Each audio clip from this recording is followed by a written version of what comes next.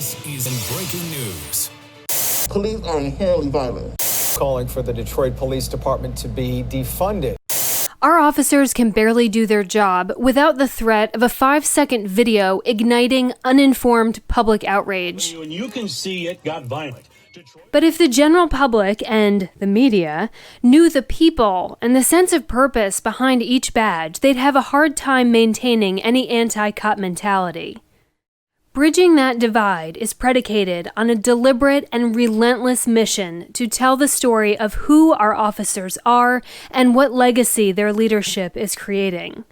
When we see media coverage of officer-involved events, the camera is always facing the officers because there's never a camera or a storyteller on the side of the officers.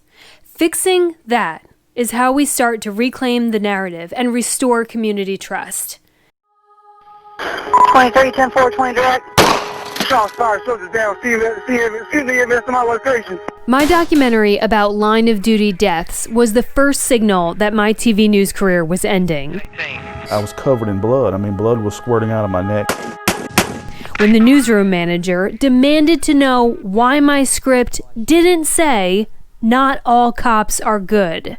I did die 4 or 5 times.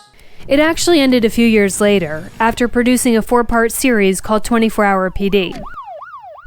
I showed our community what it's really like to be a police officer at every hour of the clock. Using drugs behind the wheel.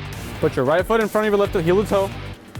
I was promptly demoted and told no more law enforcement stories. Our officers are residents here just like you and me and everyone else. They're mothers, fathers, they own businesses, they go to the same churches we do. They're often looked at as sort of separate, as different from us. And so it's important to me through this project, not only do you get to see what goes on here over a 24-hour cycle, but you also get to meet and learn a little bit about the people who promise to protect and serve you. Police have long felt that the media is against them, but I can truly testify to it. Live PD is canceled, so is Cops, and quietly, the first 48. The onus now falls strictly on police departments to tell their own story, to clarify and to educate the public. I can help law enforcement reclaim that narrative with an arsenal of videos, live event coverage, and social media content, leveraging my decade of reporting and videographer experience, including 5 law enforcement center documentaries. Come here, stop! Come out with your hands up, buddy! Up now! See some hands now! After TV, I started working independently, shooting, editing, and presenting videos for private firms. And I continue to work with police, producing recruitment videos and positive stories for their social media. Instead of hoping local media shows up for positive department stories, let's proactively produce regular, high-quality content. Rather than trusting reporters to get it right, we can manage crisis communications in-house without depending entirely on press conferences. Conducting department on-camera interviews to then distribute to local media and directly to the public via social media will free up schedules and ensure the quality of information while establishing a one-on-one conversation with residents.